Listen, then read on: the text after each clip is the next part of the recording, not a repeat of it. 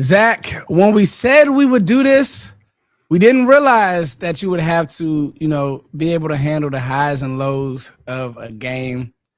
Get yourself together, get yourself calm, and come out and talk about it, right? Zach, first of all, what a game. Like, if you guys are, Zach put this lovely graphic up, but if you guys are looking at the graphic, the Cowboys beat the Giants 40-37 in OT, which felt like, Zach, triple OT. Yeah. Zach, take a deep breath. How do you recap this? How do you feel? How's your day going? Talk to me, man. So we talked about even the internet doesn't want Zach to be great. I get it. Bear with me, everybody. Okay, there you go. So after the Eagles game, we talked about how tired we were. It was like 12 o'clock at night. We were going to be shooting this pod. Dude, after that, the emotional roller coaster of that game, I think I'm more tired now than I was after the Eagles game. That's just literally what this game felt like. It was, you liked what you saw offensively, and then you didn't like some stuff here and there, and then you really didn't see a whole lot you like defensively. You give up a score with 25 seconds left on a bomb. That's how I feel. I feel emotionally drained from watching this team play. And I don't know if that's how every other Cowboys fan feels. We were kind of talking about like getting the pulse on how everybody else does. And I'm sure we'll talk about it, just the emotional roller coaster and thinking about the things that this team's got to fix. I'll talk on a few key points, man, but then I want to talk about just the overall recap of the game. But the Giants had a bunch of penalties that really kind of kept you alive in this game. Now, some of them warranted. I thought that George Pickens, and we'll talk about his game. This is what you signed George Pickens for. You signed George Pickens for this game, Zach. I thought that CD redeemed himself.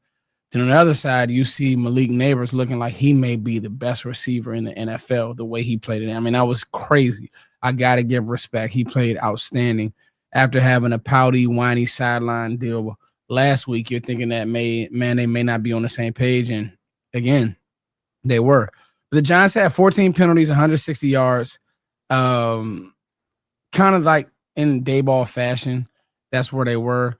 They let Jackson Dart come in at some weird times. They did have the long run to Scatterboo when Dart did come in, but I kind of didn't understand that part of it. You're happy to get Brian Schottenheimer's first win, though, Zach. Like, you are in that locker room, they'll clean it up, but you are happy to allow him to have his first win. So that's some perspective there. The Giants felt like a team that was going to do everything they could to win this game. Zach, what's your thoughts as far as let's take a step back. From top to bottom, give me sort of a recap quarter to quarter how you felt about this game, because I have my thoughts. I thought we started off sluggish and you played around and the Giants weren't getting touchdowns at first. Then the game went on and they started moving the ball at ease. I thought the corners played awful. Awful, Zach. Everybody's excited about Diggs. Terrible. Elam, he's going to give you 20 yards of respect every rep. Cool. What did you think about this game from top to bottom, Zach? Take your time. From the jump, it felt like one of those games where Dallas starts out slow, the other team is rolling, and it gets out of hand, right? Yeah. It was that's just what it felt like. And I think the Giants was more so a slow burn.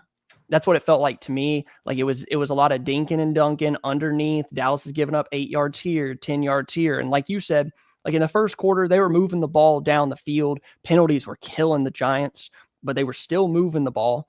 And Lamb didn't have a single catch, a yard in the first quarter. The offense couldn't get going, a 3-and-out.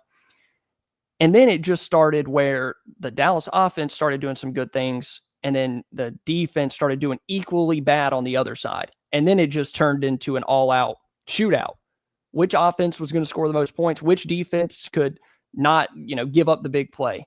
So it was really an up and down thing. At least I can say, and maybe this was because of the Giants penalties, that Dallas didn't let it get out of hand like we might have seen in the past. And that maybe that just comes from the Giants not being that good. Yeah. but they stuck in there. I can't say anything great about it. The offense kept you in this game between Dak, Pickens showed up big late in this game in the fourth quarter and overtime. Lamb had some good catches. He did have that drop early on. I know. I'm really putting this all at the feet of Dak, Lamb, Pickens, Javonte Williams, and Brandon Aubrey. People that can score points. They did all of that without the defense forcing a single turnover, a single short field. The special teams didn't give them a score. So they scored 40 just straight up, playing from the 25, 30, 35 every single time. And, Dak had a good game. 38 of 52 for 361. He had 2 touchdowns, did have the pick. I would sum this entire game up as a emotional roller coaster. Yeah. Mainly with the defense being the downside of the roller coaster.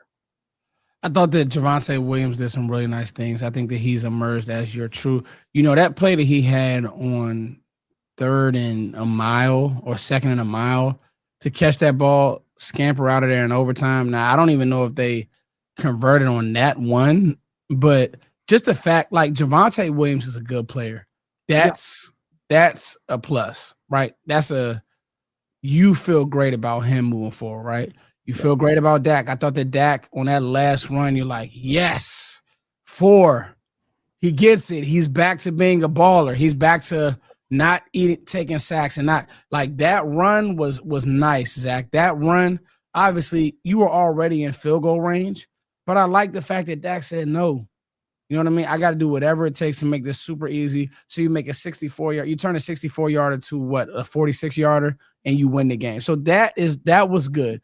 I thought that George Pickens and CeeDee freaking Lamb. Yes, CeeDee had to drop, right?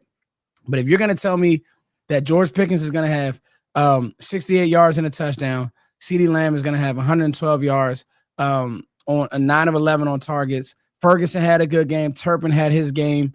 You are starting to see what you thought this Cowboys offense could be. The problem is the defense stinks. Like, it's not. Yeah. There's now there's no, and okay. Foots, slow down. You just held an Eagles team to 24 points, and you felt good. Is this some of, Zach? And I'll ask you this: was this some of you didn't respect the Giants? And the Giants came out and said, we're going to do whatever it takes to win this game. Their players play like it. They play like a team that was rallying around their coach. Was it some of that, Zach, or is this defense just not good? I can't speak particularly for the guys in the locker room, but from my perspective, I think this team has always given up so much on the ground that I went into this game saying, stop the run, make Russ beat you. Yeah. Right. And that might have been their thing. Like, oh, we're going to make Russ beat us. We're not going to give up the big play. We're not going to give up 37 points. And that's how I felt going into it. The run defense, it's crazy because the run defense is no longer a worry for me. Now, there might be games where they get gashed, but it's the back end. It's the scheme. Like is Eberflus having these guys playing 8-10 yards off the ball on 3rd and 2 or 1st and 10? Like, why are you 12 yards off the ball? And Greg Olsen kept mentioning it. Look how much space that these guys have. Run defense, I feel much better about it than I did at this point last year. Yeah. But it's the flip side. It's the back end. It's those linebackers, Kenneth Murray, Jack Sanborn, and then not having Bland really, really hurt. But even then, I got to say, I'm not sure it would make that much of a difference with how they're running in zone. Like, it's not like I would love if at some point in the game, you got to give them a different look. Playing this too high shell and don't give up the big play, and still giving up the big play is going to get this defense smashed. It's just how it is. So I think you're missing your top paid corner. Blown coverages on the back end. Donovan Wilson was struggling today. And I want to mention this really quick. There was on the touchdown to Nate. No, it was to Wan'Dale Robinson. It was the next to last one that the Giants scored. Donovan Wilson's playing single high. Single high. Wan'Dale Robinson is running straight down the field, streaking down the field. And Wilson is backpedaling, and he doesn't flip his hips until he's already ran past him. And we know that Donovan's not that kind of guy. So is the defensive coordinator having these guys do things that they're not great at? Like Wilson, we know is he really good box. Around the box. But when you start having him play center field and he's got to read the quarterback and read the routes that he's seeing, it makes me question really the defensive coordinator. Yeah, let's talk about this defense because I have high level thoughts and everybody, Foots, you owe Trayvon Diggs an apology. Man, Diggs was terrible today. Yep. Terrible. Capital T. Wilson, terrible. Capital T. I mean, find somebody. The touchdown to Malik Neighbors. Me as a coach, I just got through coaching my 9U. I was telling you that, Zach. Everybody would have came out the game. Get out. You have safety help over the top, and he still runs past you. Yep. What are you looking at? What are we doing? Now, he did get the pick later in the game, but, bro, the whole point of running that too high look is to make sure that third is taken care of. Wilson, you're off the ball 12 yards. Get over the top and get to your spot. He runs right past you. Russell Wilson throws a heaven ball. I call those heaven balls and touchdown. There's no way. Zach, there's no way. And this game changed the minute that Russell Wilson knew that he could do that. The entire game changed. That was when it was like, okay, this is about to this is bad. You could tell the moment that he figured it out. Cowboys win 40-37. Me and Zach are in the lab. We're going to talk about the Clowney signing, guys. Yes, Jadeveon Clowney is a Cowboy, according to Jerry Jones. But Jerry Jones has said a lot. So Zach has pulled that up on the screen. I hope the Clowney signing helps a bit. I want to look at some things. I thought, like Zach said, I thought what happened was Russ saw off coverage and they're like, just run a stop route all game. Yep. If we're going to give them this much respect, just keep running stop routes, Zach. And guess what they did? Keep running stop routes. Or if we're going to get him this much respect. And so Russ never felt threatened by this defense, right? I thought there was a few times too where we were rushed, kind of like get home, and then Russ would escape out the back door. Like, to me, Russ played like his job was on the line today. And Russ is a pro. He's a Super Bowl winning champion. But what he put on film versus the Commanders, this can't happen. This can't happen. So I want to talk about Diggs because, like I said, I have very high level thoughts on Diggs. So to me, with Diggs, I don't think he's a zone corner. And I think what's happening is he's already a guy who is still coming off that injury, right, Zach? Mm-hmm. Getting his sea legs back.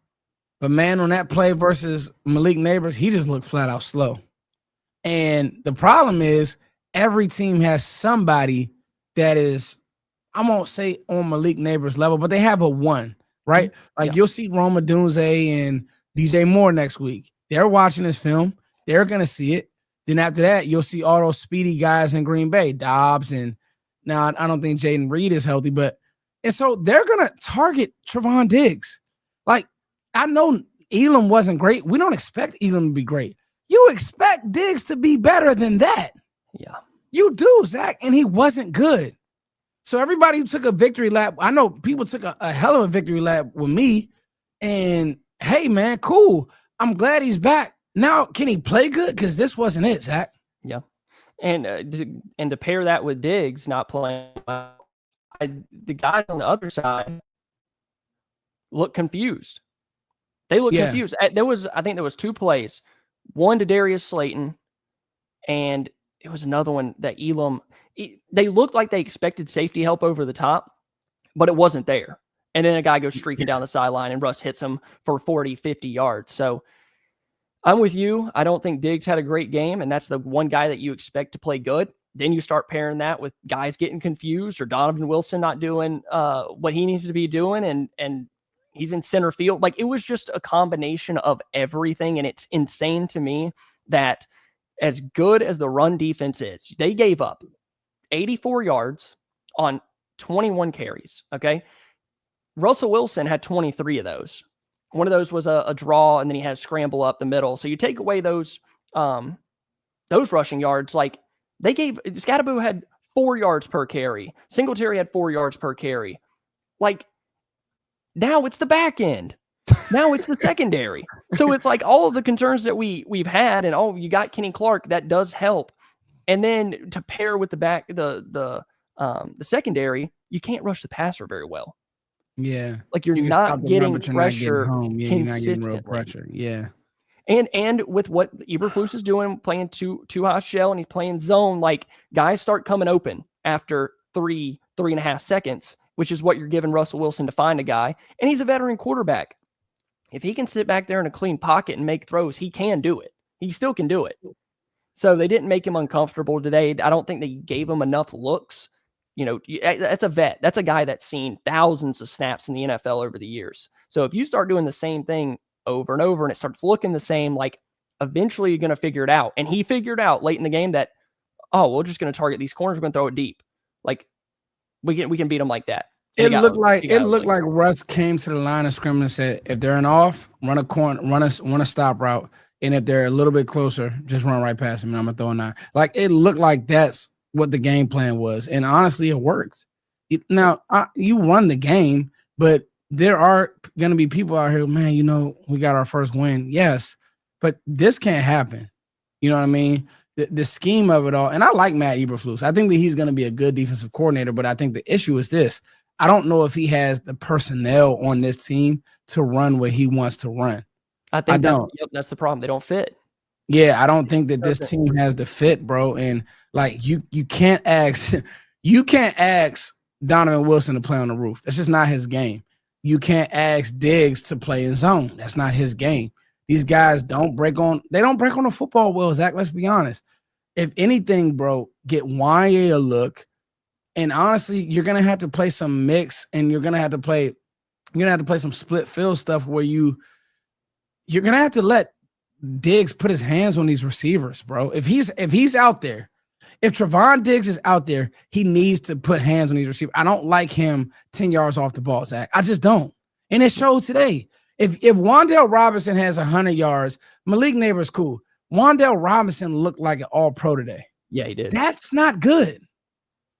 That's not good at all. And let me reason with Matt Eberflus here. Yes. Like his whole thing is, don't give up the big play. We're going to play off. We're going to keep everything underneath. We're going to rally to the football. Okay. If that's not working and you're still giving up big plays, then maybe start trying something else in terms of, we saw it I thought we saw it in the second half of the Eagles game. What you mentioned with Russ hey, if they're playing off, throw a hitch. We saw that with Jalen Hurts early on in the Eagles game. What got him off his spot was you start bringing the corner blitz. You start doing some stunts up front. Guys do start playing better. That's a big part. It's player over play at some point. And like, it's a little bland, and you can tell it is because when the other team even when the Giants were moving the ball, it wasn't interesting early on. Now it was when they started bombing it down the field, but yeah, like I just want to see some variation, get Bland back. And I'm not sure that these guys are playing in the spots that they do best. So that's up to Eberflus to figure out. We'll see if he can dial it in week 3, but you got a interesting matchup with Odunze and DJ Moore and Ben Johnson. You're not taking that Bears game for granted. Now, the one thing I will say is you would like to say, okay, Matt Eberflus knows this Bears team, right? True. He knows Ben, but I'm not taking that Bears. Dallas could very, very much so lose this game. The Bears got spanked today. Yes, they did. But I'm not, because what me and Zach want to do is give you guys the truth. We don't want to sell you guys copium, hopium, all that type of stuff. We really want to tell you guys the truth. And Dallas just had no answer. And the thing that's even more scary is this Giants offensive line isn't good. Yeah. That's the part. There is no world where I will say, where Foots will say, this is a good Giants offensive line. It should have been sacks. It should have been tackles for loss. But what happens is we have a team that's when you have a Giants team, right, that is back against the wall, then you have a Cam Scatterboo who's bouncing off tackles, who's making double catches, running through your defense. Now players start to believe. Now Malik Neighbors is making plays and catches. Now, like you said, Wan'Dale Robinson is running up the seam. Now you're like, man, we can't get out of Dodge in any way, shape, or form. It starts to get scary, Zach. Yep. So this is going to be this is going to be interesting. Zach, let's talk about Sleeper. Thank you, Sleeper, for sponsoring this channel. Zach, what's your experience been with Sleeper? Because I got to tell you, a game like today, hey, man, you could have did a great job getting out of Dodge and having some points and this, that, and the third. What's your experience with Sleeper, man, Zach?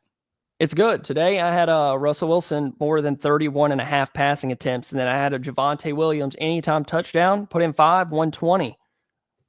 Little gas money. Banger. Look at Zach with the heater. Yep, and they got 25% boost where it adds on top of your winnings, and that's what I did. It was regularly 15, they extra 5 if it hit, and it did. So yeah, so I was jumping up and down early on. I'm like, okay, Russ is on his way to 31.5 pass attempts and 500 yards. So I was excited. Sleeper's a ton of fun.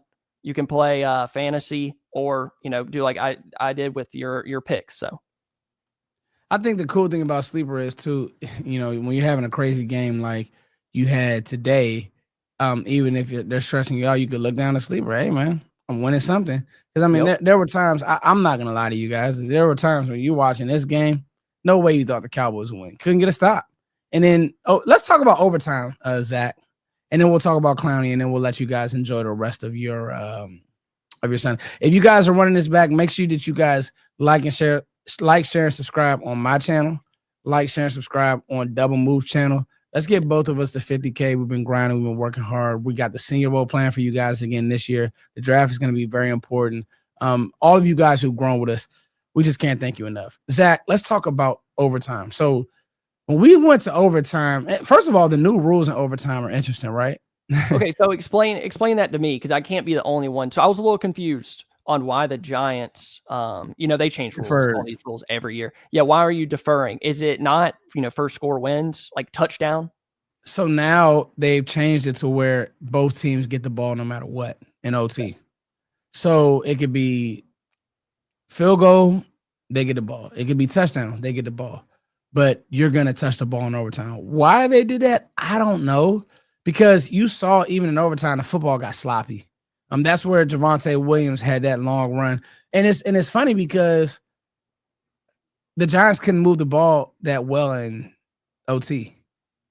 But, in that first 60 minutes, they did great. So I thought that Dallas, if you want to feel confident about something, at least feel confident that the defense did get stops in OT. But they did. And I have a couple problems with, and it happens with every game. It doesn't matter if they win or lose. There's always going to be things that we look back on and say, okay, they could have done that better.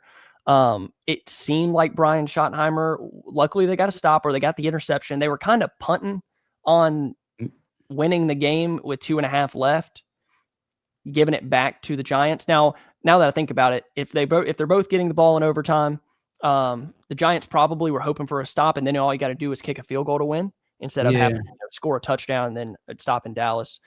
But they ended up winning the game because of the interception. But I didn't love the idea of punting it back to New York and potentially being okay with a tie. And I don't know if how you felt about this, but you look back at halftime when they throw it to Ferguson. He doesn't get out of bounds going upfield, so the clock keeps running and they can't get there and snap the ball. Like, that's time management stuff. There were some things up and down, and overall, overtime was a lot more fun in terms of your defense finally got a turnover on the year, and the offense was moving the ball. And then, of course, Brandon Aubrey is as good as he is.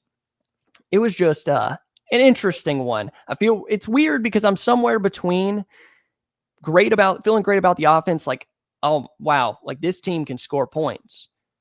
But on the flip side, being like, this team cannot fight its way out of a wet paper bag defensively.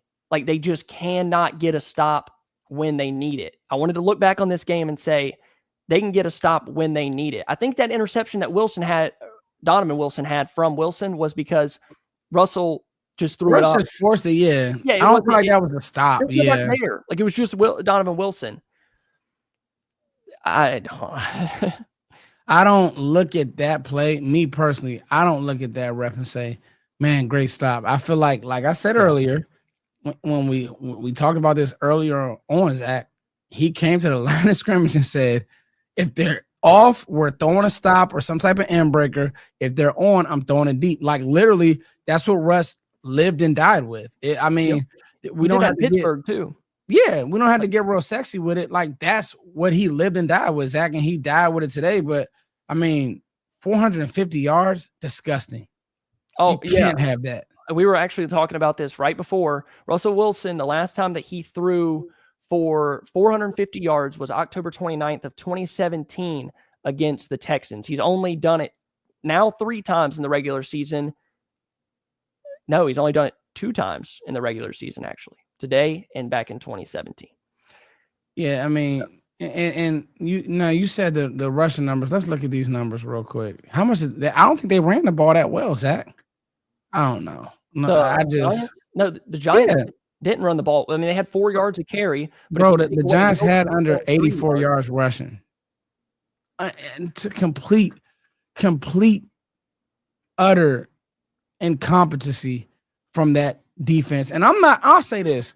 I don't get into this whole blaming the coaches. Some of these players got to make plays. Diggs, you were paid to make a play. Yeah. Wilson, the play call is for you to be over the top. Yeah.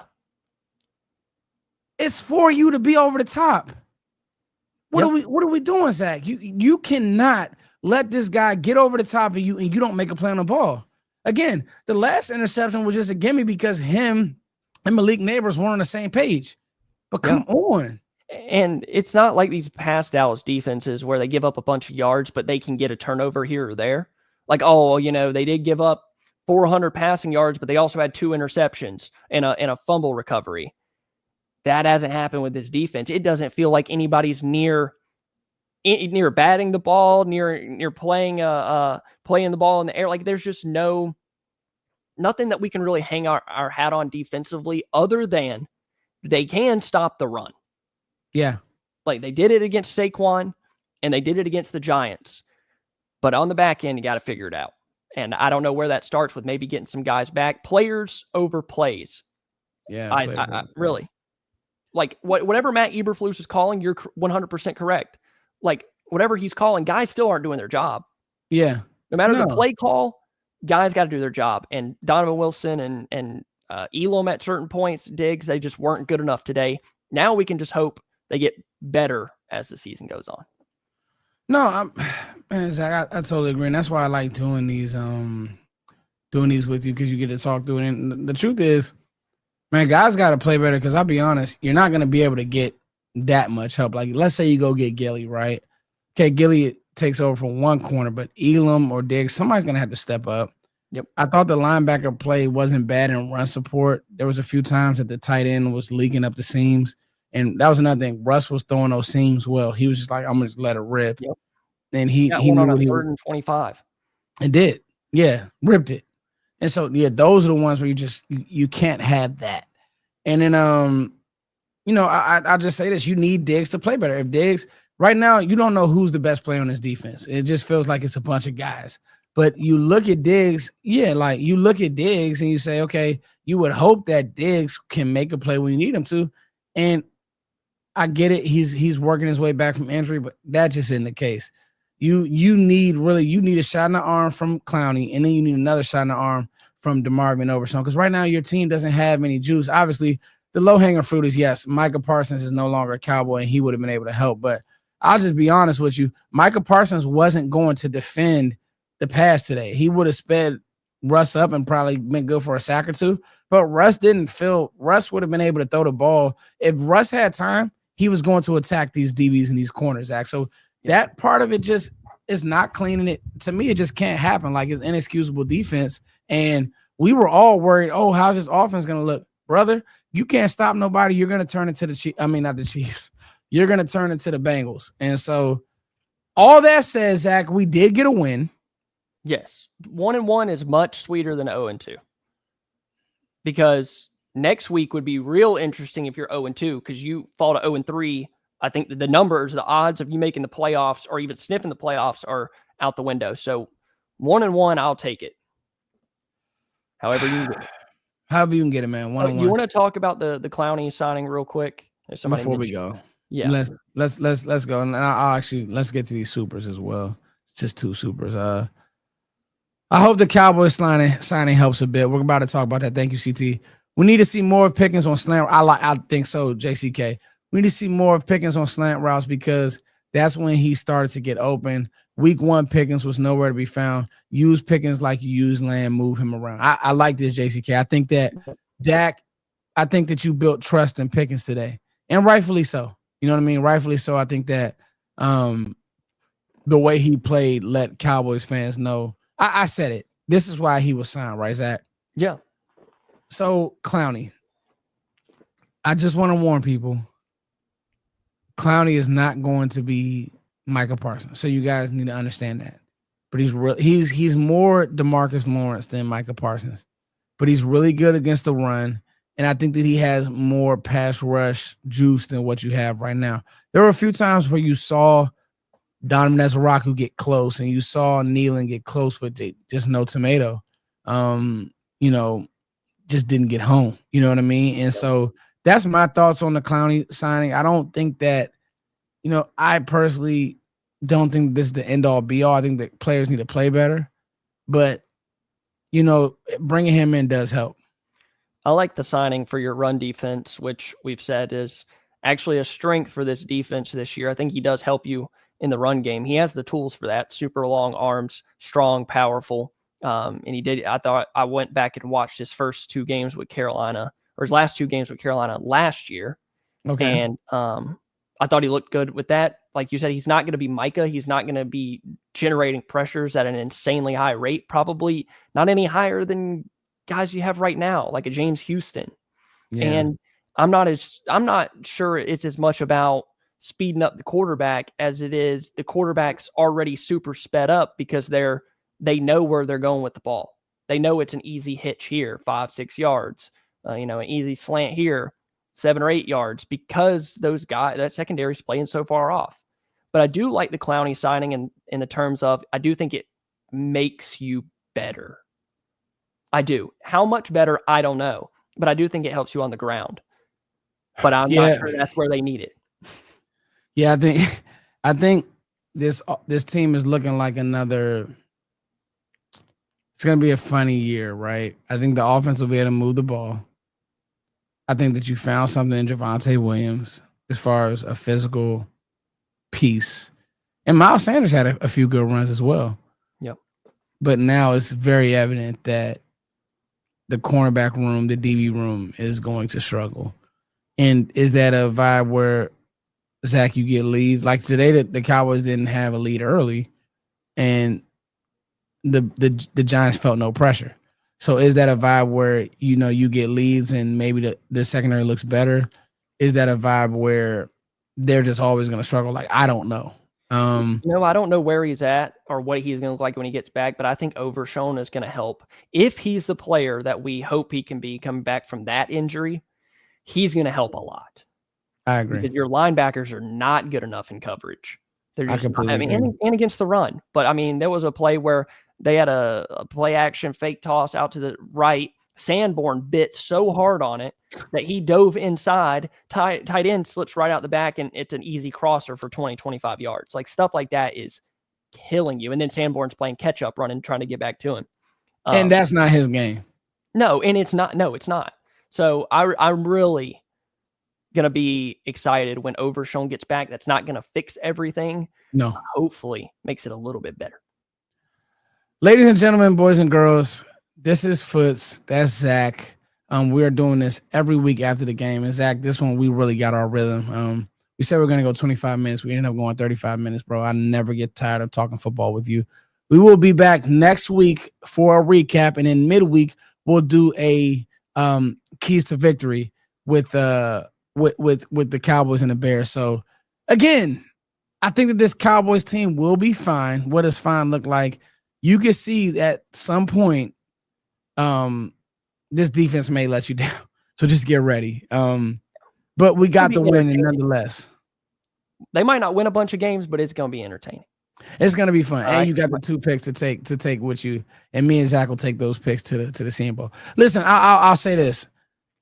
I want to see how they look versus Green Bay before I really judge. I think that they'll beat the Bears early on. I think that they can beat the Bears, but that Green Bay game is going to be interesting. Somebody said before we go, what's going on with Cooper Beebe? I'll say this. Cooper Beebe stayed on the sideline, so that lets me know that the training staff just said, hey, man, let's just get you to next week. Let Brock finish this game. The pass rush isn't bad. So, because I think if it was bad, he would have went in the locker room, but who knows? But more information will be coming out. I know Zach will be doing content all week. I'll be doing content all week. So I love you guys. Cows win 40-37. Zach, you got any closing arguments? Any closing words? I think that. Well, Zach froze, so I guess he said, I'm tired of it. No, I'm good. There he is. Y'all have a good night. Enjoy the rest of your night. We're going to be talking about this game throughout the week and obviously talking Bears. So, all right. excited. Much love, guys. We love you all. Peace.